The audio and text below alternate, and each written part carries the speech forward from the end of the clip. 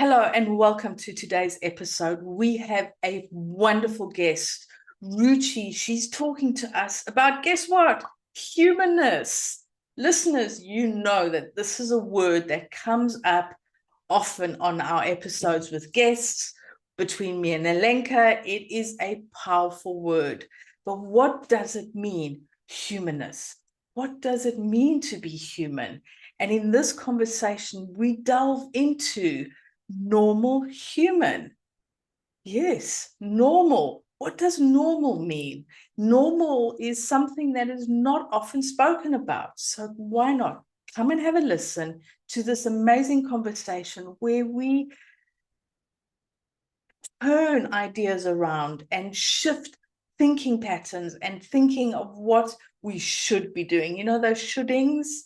So come and listen to or watch us talk about human. And guess what? You are a human. So why not just come and see on how you can shift a few things, simple tools, simple ideas. So grab a cuppa, sit down and listen to this beautiful conversation on normal humanity, normal humanness. But before we dive deep into the water of humanness, here is your gentle reminder that we would love your support in the form of being a subscriber. So it's a big deal for podcasting platforms like Spotify, Apple Podcast, or even YouTube to have people subscribed and following. You can listen even without being a subscriber, of course, but it would mean the world to us if you could hit the subscribe button, hit the follow button, and while you're there, hit a like and leave a comment. But most importantly, please do subscribe. We would really appreciate that. And once you've done that, let's go and listen to this wonderful episode with Ruchi. Hi Ruchi, welcome to the podcast. Thank you so much for having me. We're so excited to have this conversation with you and to see where it's going to lead us. So, to get us started, tell us and our listeners a little bit about yourself, who you are, what you do, and what brought you onto this exciting journey that you're on. Thank you. Hi, everybody. My name is Ruchi Shah, and I'm originally from India, settled in the US. It's been 18 years since we've been here. So now I have two homes, two hearts, and yeah, I love. I think I'm born a psychologist. I don't remember or recollect any moment in my time when I'm not being intrigued, curious, obsessed with human behavior and understanding of it. I'm also a born teacher, and at this point in my life, it seems like the two are finally meshing. So the journey as a career has been as an IO psychologist, as a coach, and I specialize in human behavior in what I call the normal spectrum. So I'm not on the diagnostic side, but I fully understand the normal spectrum, and I believe that there's a lot of craziness in our normal spectrum too. And I do believe that a lot of our normal craziness doesn't have to be so. And so today, where I am and the company, we don't have a full, understanding of whether it's a movement, it's a framework, it's something we want to teach, it's a how-to manual. We don't know. Humanness is difficult to describe. So we believe that we can bring to people tools and practical everyday application of understanding of our normalness and how to navigate that. And there are, in my opinion, about 80% of the distress that we experience, we don't need to experience. So that's where I am. I love this so much. I'm so excited to explore this normal craziness, as you nicely called it. Because, yes, a lot of the time on this podcast, we look more on the unusual, on the not normal, on the trauma, on the healing, on the problems and challenges we as human beings encounter and how we recover from them, how we heal, how we process. But as you were speaking, I'm like, yeah, simply being a normal, average human is still pretty rough. And there is no like manual, like very simple manual when you're born to be given, and then, you know, different chapters for as we evolve to how do you just be human? How do you do human? So I'm curious for you. I know that, you know, the things that you do is actually helping people and putting together almost like how to human manual. So what is it? What is in there? How can we on day-to-day basis as, you know, normal, average, happy-go-lucky, simple, very complex human creatures just be better at being humans and have better lives? It's a really good question. And so it's a couple of things. One thing I will say is that we have come so far away from how to human correctly. And so it feels like turning the Titanic around. It feels like we have a lot of work to do. I don't think we have a lot of work to do. We do have some unlearning to do and some learning to do, and we can be all set. So that is one thing. Two, I believe that the messaging that needs to go out is that we are just normal. For example, the way we throw the word narcissism around and we call almost, I literally feel that if we put everybody together between all the fingers pointed, almost everybody is a narcissist. So and each person thinks that they are not the narcissist, but somebody else thinks they are narcissists. So it's interesting, but we don't have so much of narcissism in the world. We just have misunderstood um, misunderstandings of what it means to be normal human and how to navigate what I call unhumaning and ways that we incorrectly human. And yes, there needs to be a manual for it so bad. It would be so easy. One of the things that we've spoken about quite a bit with guests and, you know, Lenka and myself is this labeling of who we are. It's finding a label, putting it on ourselves, and now I am, and, you know, I am ADHD, I'm autistic, I'm introvert, I'm extrovert, I'm this, I'm that, and then we sit in these labels, and that is almost how we live our lives, is through these labels. And nobody puts the label on I'm a normal human, or I am human trying to find the best way to be a human. But it's having these labels, because if you don't have a label, where do you fit? How can you fit into a space?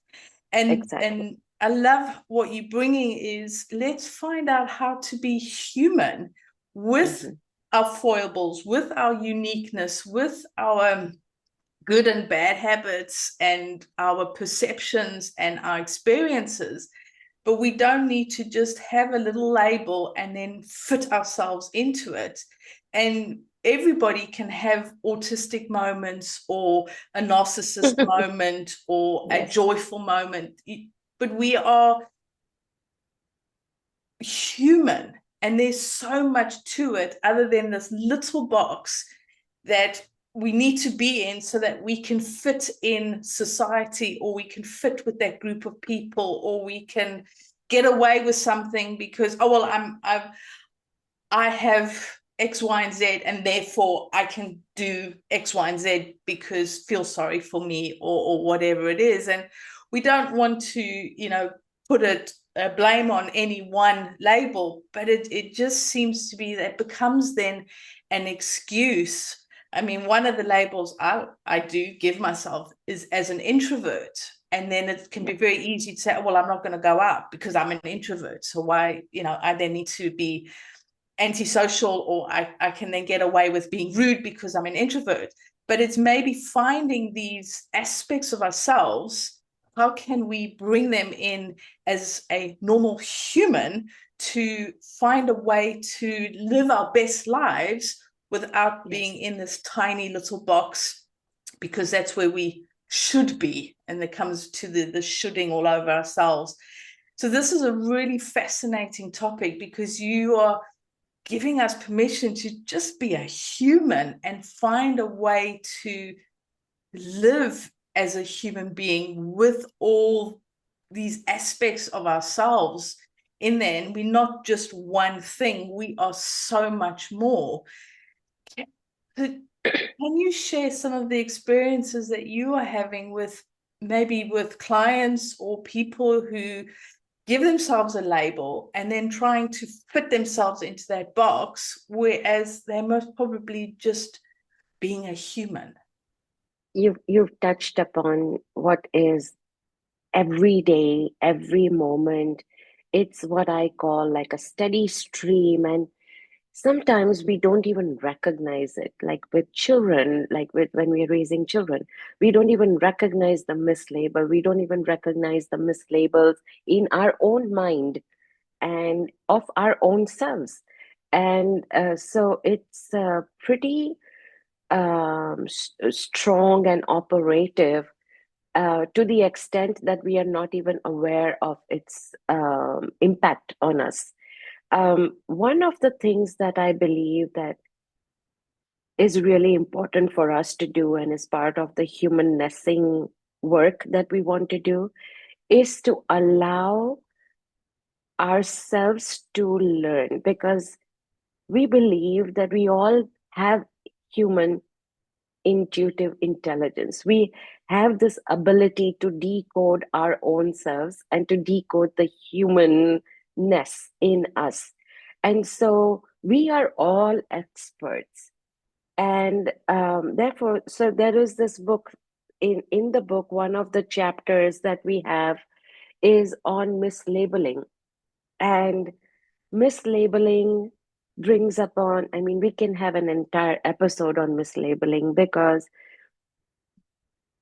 when we mislabel, when you call yourself, for example, an introvert, um, it's only a part of you. But then when I speak to you, do I speak to that part? Am I speaking to another part? It becomes like such a moving target that we don't know how to approach each other. So we bucket hole and we say, okay, it becomes easy for me to work with Natalie if I am seeing her as an introvert.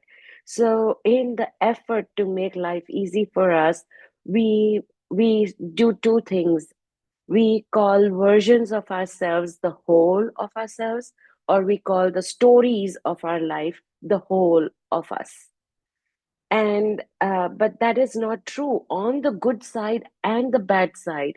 For example, I call myself a leader, but no, sometimes I'm not leading. I call myself a victim, but sometimes I am leading. So we have these opposite and sometimes confusing versions of ourselves, and that entire spectrum is us. But it makes it difficult for us to say, I don't know whom I'm dealing with, which is another of our incorrect ways.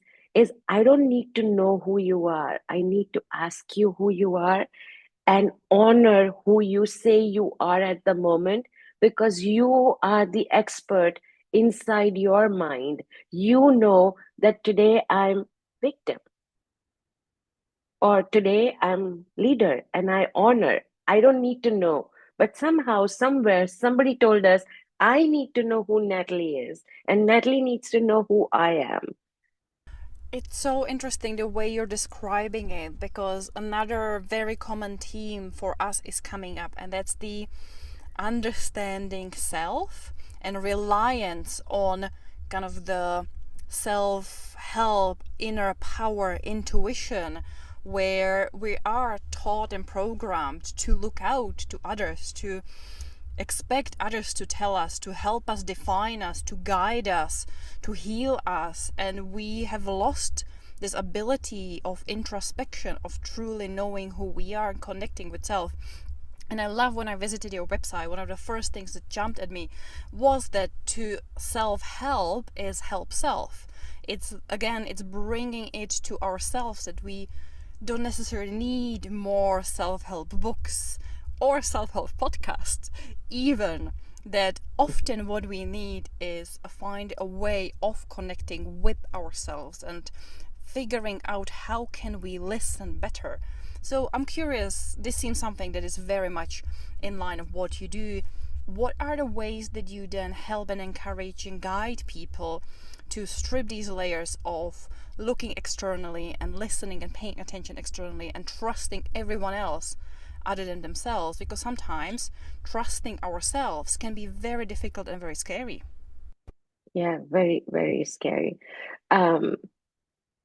So all of these are interestingly chapters in the book. I have a chapter called how to, trust yourself, how to trust others. We do this dance of trust with others, and we don't know whether we're doing the right thing or not. We just kind of give away our trust because it's a valued currency, but we give it away not knowing the risk and benefits of it. But if there were a way to evaluate, that is what I identify as in 3 bullet points, like do this, do this, do this. And so each one of them, how to trust yourself. What is that abstract place that we lean into? What is trust? Trust is on demand. I don't need trust yesterday. I need it like right now in this moment.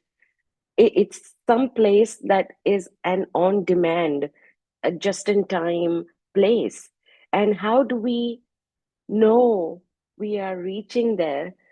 I think these questions that we have not been answered in a way that we can say, okay, have you ever played the game hot and cold? Like you blindfold, and then your team tells you when you're moving nearer a target, they say hot, hot, hot. And then when you're moving away from where you're supposed to go, it goes cold, cold, cold. So I think the work that we're trying to do is give these kind of indicators through our social media, through our website, through our books, through our podcast, through our coaching, through the workshops that we do. Oh, what is this hot, hot, hot? That means you're getting closer. That's where trust is. Go, go, go.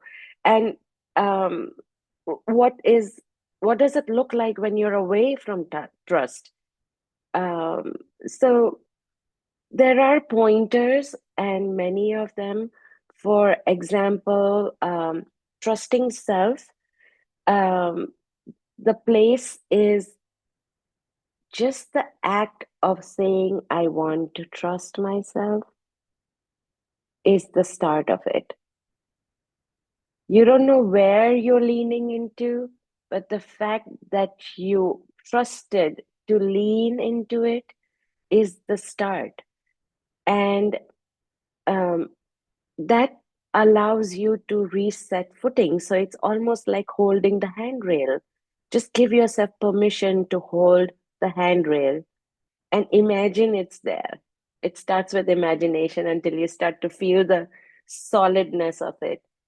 But one of the things that we miss is the ending. The ending is to thank the place for being there. And we just lean and then we just go away. We are not that gratitude, that gratefulness, that acknowledgement of that place to be there when you needed it is an important part of the process. And so we have gone so far away through the iterations that we don't even know where the rail is, and we don't even forget knowing how to thank it. I hope I spoke to your questions, but there's a lot of information, and some of it is like this. And trust is a big thing, and as you're saying, is trusting ourselves. And I love that analogy of, you know, hang on to that handrail, imagine it until you can feel it. And one of the things that we can do is we trust others to guide us or tell us who we are or show us, but they are coming with their own ideas and their own perceptions and their own, you know, regrets and guilt, and they are wanting to almost push you in a direction that maybe they want to go into, but it's easier to push you into it because you giving them that trust to say, oh, what do I do now? Well, go and do X, Y, and Z because that's what I think you should do, and you'll be good at it because of whatever reasons. But it might not be the right thing, but that's what maybe they are wanting to do, but they don't have the trust in themselves or the courage in themselves or whatever it is. And so we are giving them this valuable currency, as you said. We're giving them this trust, and then we are, if we're not listening to ourselves and not trusting ourselves, we get pushed in a direction that might not feel right or be right for us. And then there's this disconnect with ourselves, and then living a life that's not authentic to who we are, but that's what we think we should be doing because we've been told to do it. So it becomes this almost vicious circle, and then you go to somebody else and say, what should I do? And then you get pulled into another direction. Whereas if we are just trusting ourselves, and then it's like, no, that is not right for me right now, or oh no, I'm not even going in that direction because it's not the way that I want to live my life, or it doesn't connect with me, or whatever it is. But it's having that, I guess, that courage to say, no, I'm going to learn to find a way to trust my voice or to trust my heart or to trust. But of course, then we have the brain going, oh, and freaking out and doing its own thing. And now we're trying to hear a voice in the noise. So it can be quite a process, quite a journey. Yeah. Do you have sort of ways that people can start to hang on to that guardrail? And maybe in the beginning, we really do need to hang on to it. We're not just using it to balance, but we're just hanging on to it for dear life. Do you have some tools or ideas on how to start this process of trusting ourselves? What you bring about is an intricate, there are a couple of threads. So one thread is trust. One thread is, who is the expert on me? Are you the expert on me, or am I the expert on me? The third is, who gives the final approval? The fourth is, we do need each other. And when is that? And how is that? So when all of these get jumbled up, like I keep saying, for so long, we don't understand this jumble that we don't even have the energy. And it feels like it's a lot to unjumble. The way humanness works is a little like quantum physics. Time can fold, and, light years can become today. So it's possible for us to have that understanding, that it can become a solid understanding almost instantaneously. However, yes, there are tools, and the tools are not to-dos. They are, again, it's really hard to describe humanness. And so we would just say they are felt experiences. the felt experiences or the knowing that I am the expert on me. There is no debate here. Nobody understands my inner reality in the way I do. So, unless I don't explain my inner reality to, I don't understand it, and then explain it outwards, people will not understand me. And so it's true for somebody else. Unless you don't understand yourself and you don't explain yourself to me, I don't understand you. No pressure here. But unless this doesn't happen, we don't understand each other. And when I trust myself, I trust you before I trust myself, I'm also putting you on shaky ground. I'm sorry if I'm using the word you, I'm just using it as a way of demonstrating between us. Um, but when uh, we ask somebody to lead us, we're putting them on shaky ground. They know only half the story. That is why their advice doesn't work for us. They don't have the full story. And in all their well intentions, they give us some way. They're like, oh my God, she's coming to me for help. Why don't you go that way? I mean, that's the first thing they will say, right? Or this way or that way, based on whatever is happening to them at that moment. But they don't know the full story. And so I think we do a disservice to the other person also by asking them to give advice or approval to us.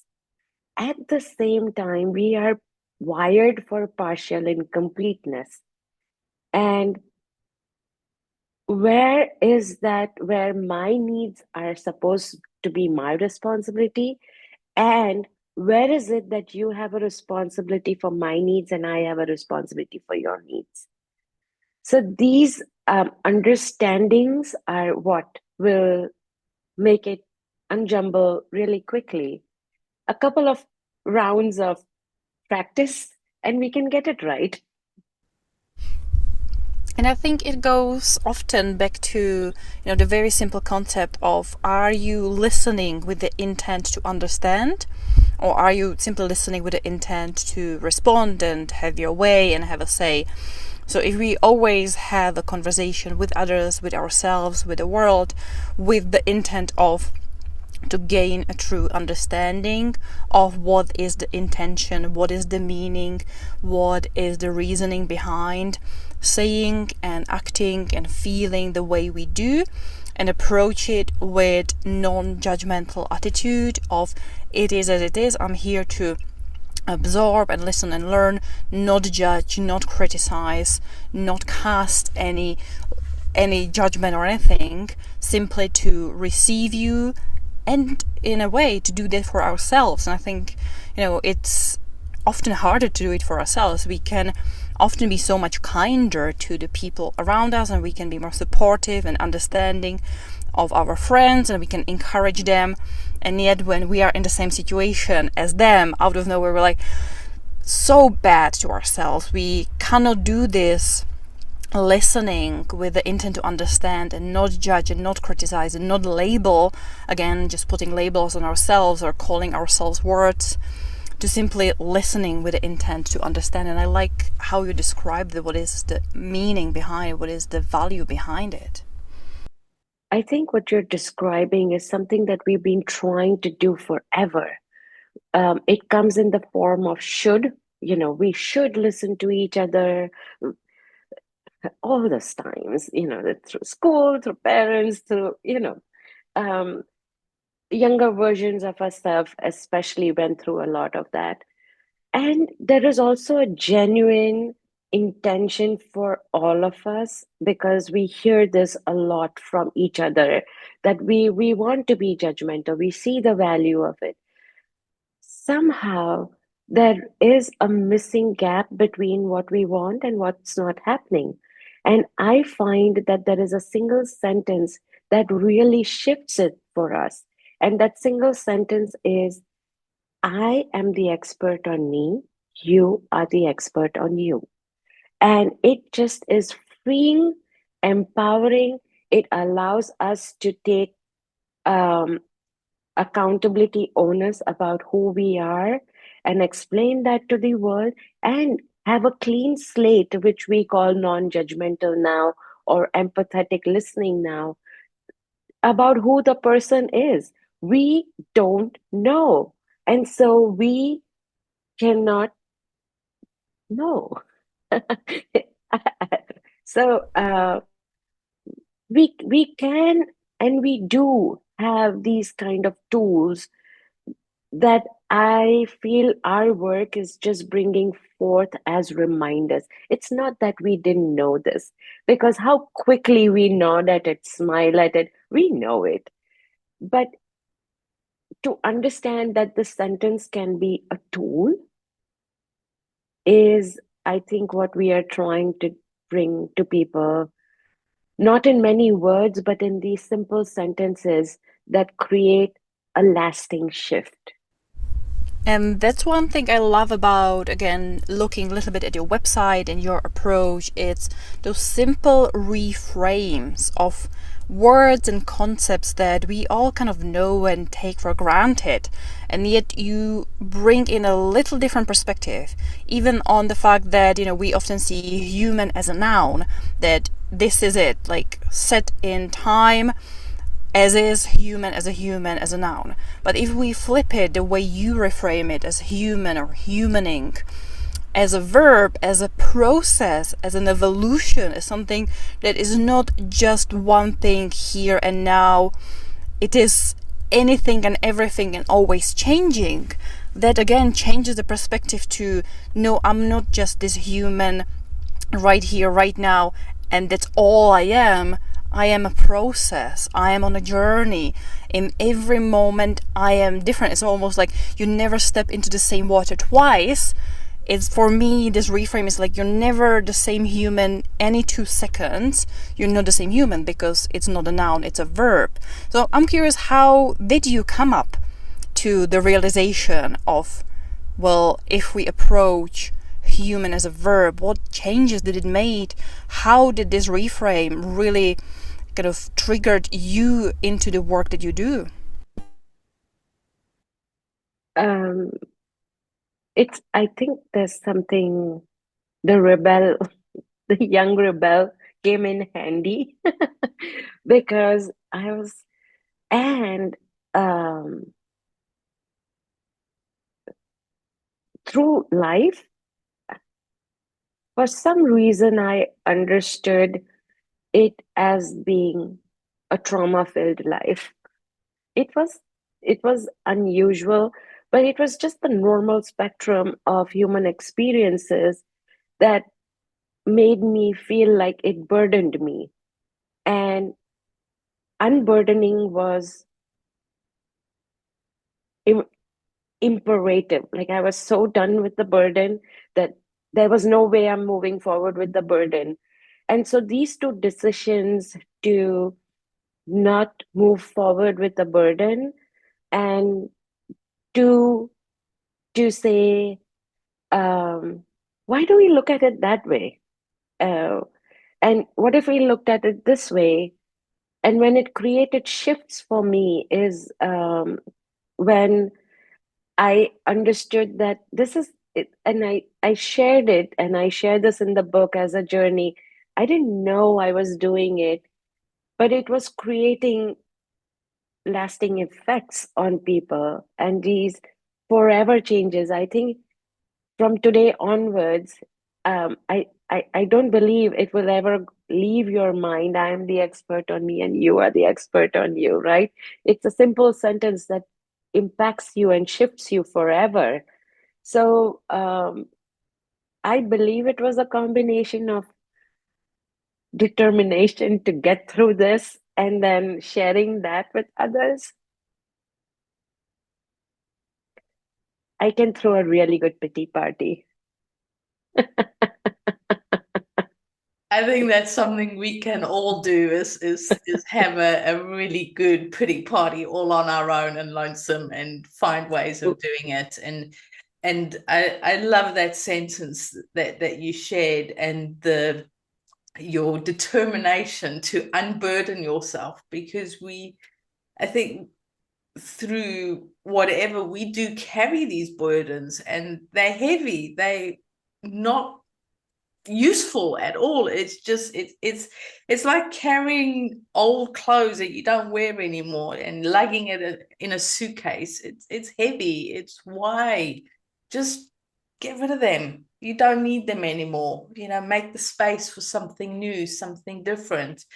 And I think this is something that I have been noticing more and more is people want to find a way to reconnect with themselves, want to find a way to have a better life. And it's not necessarily, having the more money or more freedoms. It's finding what's better for them, suiting them, and just finding ways, but still having maybe the responsibilities that you have. If you're a parent, your responsibility is to look after your kids, but you can find a way to do it that is more humanness and more human, and teach your kids a way for them to connect with their inner human and to find a way to live life with humanness in it. And Lenka knows humanness is one of my favorite words. It's such a powerful word, and it's just finding ways to do it. And that sentence that you said is I know me and you know who you are. And it's about but it's also about taking responsibility. Is I am responsible for my actions, for the choices I make. I'm responsible if I'm going to keep myself burdened or shifted. You are responsible for yourself. You are responsible for what you want to carry with you through life and what you want to let go. But then it's also, Lenka mentioned, is you never step into the same water twice. And it's a beautiful saying, and it's something that often comes up in my life. And I just think, yes, is we are not the same person, but we are also responsible for ourselves. And rightly or wrongly, I think, and this is just my opinion, is very often is we don't want the responsibility, because then who do we blame? If we do something because somebody's told us to do it and then we've chosen to follow them, they say, yeah, but then it was your fault. It's because of you that this didn't work out. Whereas if, like, I'm going to do this because this is what I'm going to do, and it doesn't work out, it's like, uh-oh, I'm responsible for the actions. I'm to blame in this. And blame is not always a bad thing, but I think blame is also finding a way to, okay, I made that mistake, or that was a good decision, that was a bad decision. What can I learn from it? How can I change? What can I do differently? What lessons have I learned? So blame is not always finger pointing and a bad thing, but it can be a way to almost analyze something and look into it and finding it. But it's having that responsibility to think, okay, you know what? That was not the best decision you've ever made in your life. How can we change this? What can we do? Or what can I do? Not we. What can I do to better it, to do something different? And responsibility is quite scary, especially when I am responsible for myself. It's quite something to acknowledge that, and to know that, okay, in my experience right now is my husband and I are packing up and we're going back to South Africa in the next few months. This is a decision we've talked about, but I'm going back to my home country. He's originally from the UK, so this is very much new. And it's like, it's either the right decision or it's the wrong decision, but I am responsible for my actions to move to South Africa. It could be one of the biggest mistakes I ever make in my life. I won't know until I'm there. But he is responsible that he wants to come with me. That's his choice. I'm not making him come with me. He's choosing to come with me. And we've often had this discussion is, what do we do if it's not the right decision? But it's taking responsibility and it's then, right, then we'll sort it out. We'll do something different or we'll learn from it. But it's that responsibility is, life's okay here. Why are we packing up? Why are we moving?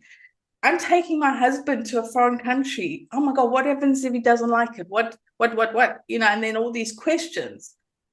But I'm responsible for myself and the decisions that I'm making. He's responsible for himself. And as a unit, we're responsible for each other and we can work through it. And I think when this is something that's really played on me the last few months, is this, it could also be a burden of responsibility, but a burden not in a bad way, but it's acknowledging responsibility can be heavy. It's not a light feeling or emotion, because there can be consequences. But quite often when there's responsibility and a decision, there's consequences. And I think that the consequences can be quite dramatic sometimes. Sometimes they can be a lot of fun as well and the right thing. But when it's the consequences, we don't want the responsibility of the choice that we make for ourselves. But it's easier to say, yeah, but it was your fault. It was your fault because I'm in this mess and therefore I can give it all to you. The consequences, it's your fault and you fix it because it's your fault. Whereas if we take that responsibility and we carry that, the consequences, good and bad, are our responsibility. So it can be quite a heavy duty that we carry for ourselves, but it doesn't have to be the end of the world. I think that's just part of being human and connecting with our human, because being a human is with the sunshine and rainbows, but the cloud and thunderstorms as well. It's all of it. And how do we go through that process? How do we deal with it on the other side? How do we take the next steps and, keep going, keep being responsible, keep carrying the consequences and the burdens of that, but not allowing it to drown us, but using it as a tool or as a learning to help us to become more resilient or stronger and not necessarily a better human, because I think that we're all perfect in our own way, but we can learn more from it. We're not broken. We are just learning. And I think it's finding that way to do it. But when we've got to be responsible for ourselves, we have all this on top of us. And it's like, oh, no, it's much easier. I'm going there to get the directions from them because then they're responsible for my actions. They're responsible for whatever happens. And I can just, okay, and then blame them, because to blame ourselves can be quite heavy. Is this something, have I totally lost the plot over the last few months, or is this something that I'm doing okay? So one, I'd like us to zoom out. When we zoom out, we see this as a very common experience, and understanding that this is a common experience normalizes it, and normalizing it kind of brings a little bit of ease. It loosens the grip a little. So every time we are in these situations, it helps us to kind of zoom out and say that this is happening everywhere. This is a common experience that I'm experiencing, or my family is experiencing, or my children are or people around me are experiencing. So I think if we zoom out, what loosens is the grip. And the grip is, when we were talking about hot and cold, the grip is cold. It means that you are away from humaning correctly.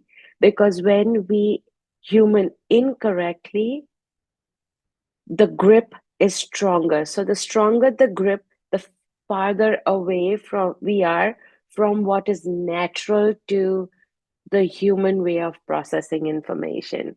So what we want to loosen is the grip, and the grip um, is the feeling of burdened, the feeling of whose was it, the feeling of inaccurate. So a lot of what you described was when we uh, pass on responsibility like it's a hot potato. I- Is it yours? Is it mine? Is it, was it, especially like we do for all decisions. I'm also at times in a place where my husband and I decide to do something and we don't know what the consequences are going to be. And then when it really does not go as we intended it to be, it's like a hot potato, right? It's like, was it your choice? Well, you suggested it. Well, well, I followed you, but you followed my choice. So it's this hot potato ness that is part of the incorrect experience that we have. I think going back to we have only one responsibility that is to know what is happening to us, and that is to share it with the other person. I think if, for example, in your situation, if this responsibility is an agreement between the two people, we can sort through anything. So then it will not feel like a burden or a hot potato experience of when things don't go exactly as they should go. So yeah, I think that's the accountability that you are referring to, is just share what you know, what you feel in that moment, and I will honor it to you. I love that analogy of the hot potato. I'm just, it's if anybody's taken a potato out the oven without oven gloves on, Myths. it's like, whew, it's quite something. So it's a great analogy. And yeah, so thank you for sharing that. And it's, we've used some really powerful words, and, responsibility and accountability, and, we know ourselves the best, and you know yourself the best. And thank you for really sharing it, and helping, myself and Lenka and our listeners to start to feel more normal human, and not Yeah. all the labeling that we can put ourselves under. So this is where we ask, Ruchi, can we please have your gold nugget? There are so many. So I would like the gold nugget to be this reminder that we talked about a lot today, which is I am the expert on me, and you are the expert on you. And we have an accountability to understand the inner landscape, whatever is the weather system, whatever the shapes and forms and the shifting nature of it is, and to articulate it at least to our important people, um, so that they have the advantage of understanding us. So that is an accountability that we all have towards ourselves. The second piece of that is when somebody understands their own reality and presents it to us, it is our accountability and responsibility to honor it. Uh, because we do not know the inside of them, the full story, the complete story, the shifting story. And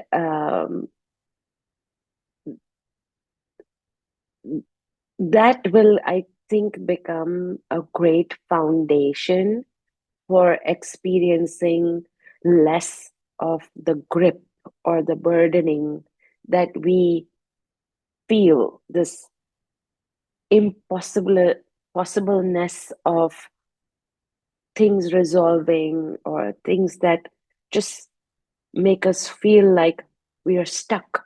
And I believe that this can be a starting gold nugget for us to start experiencing some of the inner joys, even in bad or good moments, the entire spectrum of human experiences, but there can still be an ease. And what we in normal language, when we see somebody, we call it grace. It brings grace in the way one conducts themselves. Thank you so much. That was a beautiful, more than one gold nugget. There's a few good little gold nuggets in there. So thank you so much for sharing with us today.